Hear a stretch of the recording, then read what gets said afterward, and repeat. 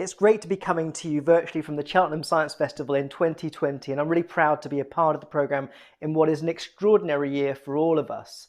I'm especially happy to have the chance to talk to you about a subject that's been deep in my mind for the last 5 years and which spans such far-reaching areas of our world. Not a month goes by without a story breaking about drones being used for some kind of extraordinary practice. And even during the COVID-19 lockdown period, we've seen news about police using drones to spray disinfectant in streets or for warning citizens to stay at home.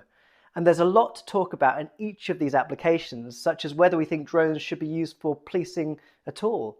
But what really excites me about the drone is how artists have been using them for all sorts of experimental work. And it's not always the most obvious place to start when giving a tech talk. But I think that if we look into this aspect of our technological culture, we begin to see how innovation begins. And so I want to talk to you about the importance of artistic practice within our tech culture and how that is so important in developing innovation. In fact, thinking like an artist is so crucial to innovation that if we don't do it, we lose so much of what the future may look like. We lose huge chunks of what's required from our minds to think and imagine all sorts of new alternative worlds. And so it's the first step towards making changes, to think like an artist. And this is why my talk today is titled Dancing with Drones, because there's no better metaphor for thinking about the dialogue we have with technology than the possibility that at some point in the future we might dance with a drone. In fact, some of the earliest examples of drone art explore these possibilities, with the dance company 11 Play creating choreographies in which drones are on stage performing with the artists. Alternatively, the collective Marshmallow Laser Feast staged a whole performance with just drones, who were the stars of the show while the humans sat and watched in wonder. And I find this fascinating because it reminds us how we have, at least since industrialization, always wondered about whether machines might one day replace us in this world. And this inquiry is mostly an investigation into value.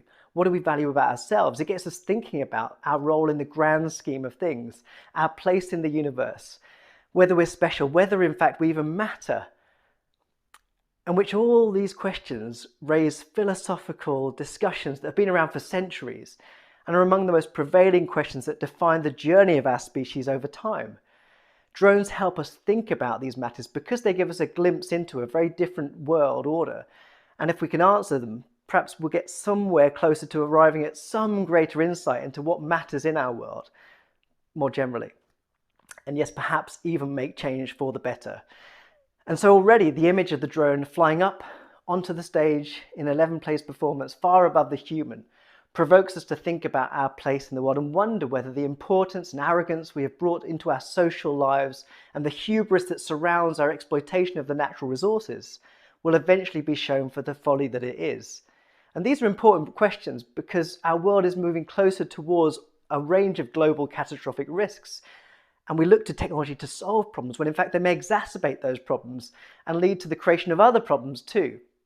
And it's the drone that provokes us to consider these things. The drone flies over our heads without us, beyond us, into space, into parts of the universe that we're unable to go, at least unable to go without them. They don't need us. Already drones, like many other machines, are fully autonomous. Not only can they fly without pilots, they can also self-charge using solar energy and even learn from their environment to fly better. And we see a lot of anxiety about us in the world today generated by such capacities. Just a few years before he died, theoretical physicist Stephen Hawking described artificial intelligent machines as the most dangerous technology of our time, even suggesting that they could spell the end of the human race. And in the last 3 years, we've seen leading research teams all over the world grapple with the idea that AI should be regulated, imbued with moral sensibilities and codes of ethics. We've also seen their infiltration into many aspects of our social world that you might imagine would be the sole purview of the human, such as generating laws or making medical diagnoses. Technology is there already. The drone quickly became the archetype of this new generation of intelligent machines, not because it was the most intelligent, but because it was the most present, an all-consuming, ever-present force, which was also often obscured by clouds, a computer that not only wasn't tied down by a cable, but was also able to leave our hands, simply fly away. So stealthy has the drone been that artist James Bridle sought to make its presence visible to us by creating drone shadows on the floor around us, conveying how often the drone would pass among us on its way to wreak havoc from above in all sorts of countries around the world.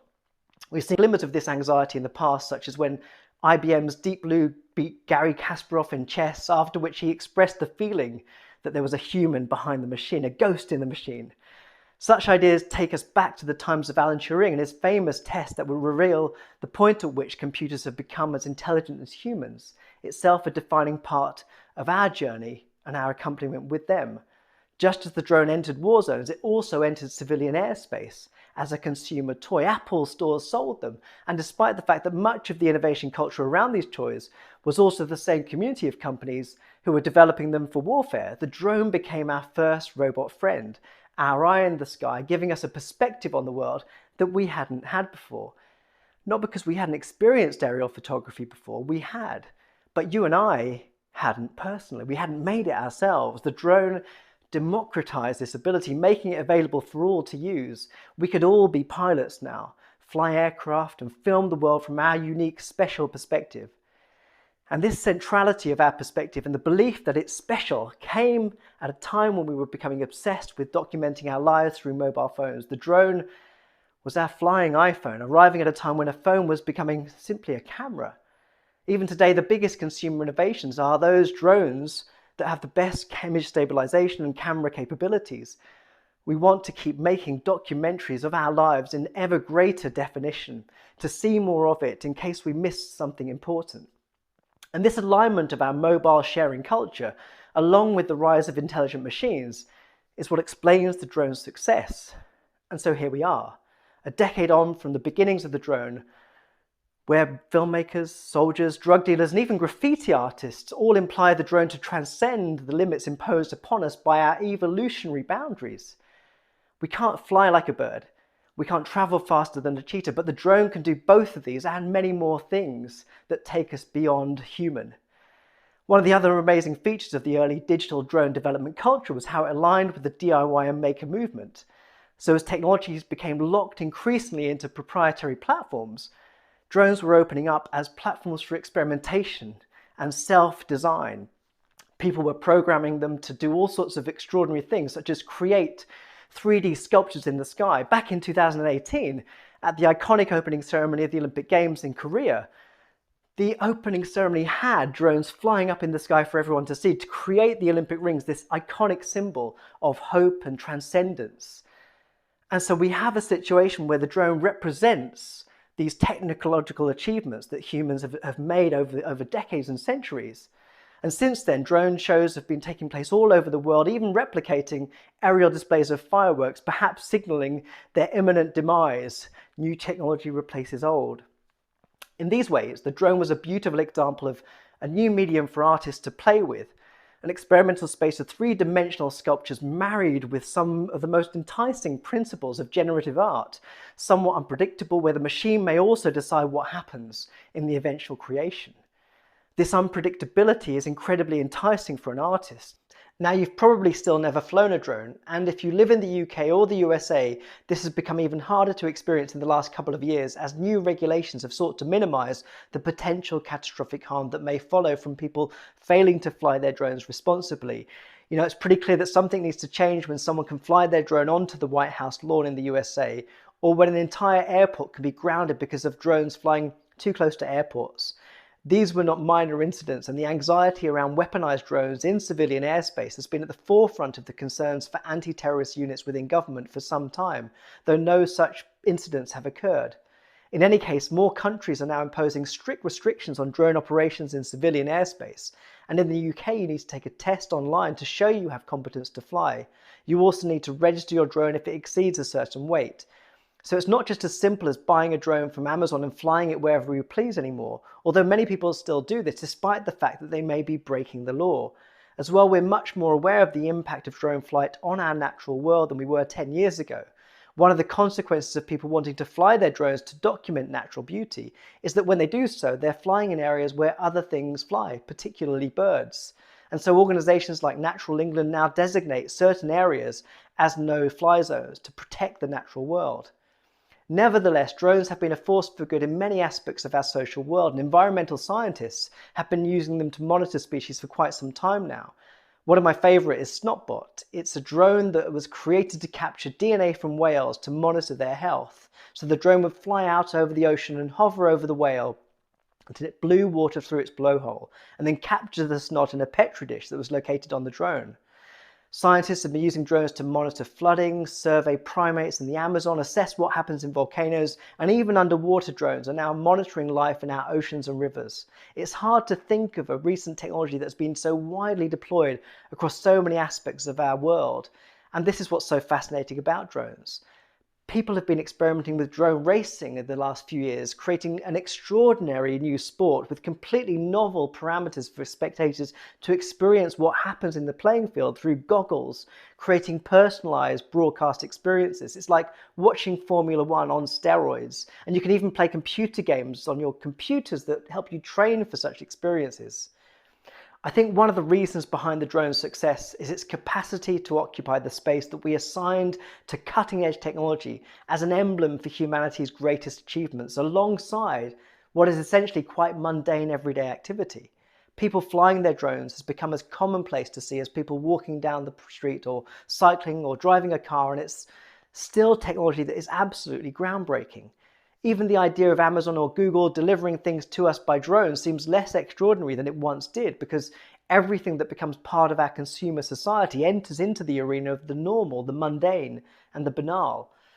And so despite it being absolutely remarkable that medical supplies and even human organs have now been delivered by drones, it's destined to become just another feature of our technological lives where we expect everything to be possible. Part of the reason for why the drone is so fascinating is because it also is a diverse set of platforms, not just one thing, from toys that can fly just a few meters for a few minutes to airplanes that can fly to tens of thousands of feet and stay almost permanently in the skies. And just like the drone's namesake from the bee family, it too goes out into unknown terrains to scout on our behalf for things that we care about, particularly data in the form of imagery. When I think about drones, these are the things that I think about. And to fly well isn't a simple task. It takes practice, practice and more practice, alongside a willingness to learn and think about things creatively, to solve technical problems, and to appreciate the need to make a plan, a flight plan.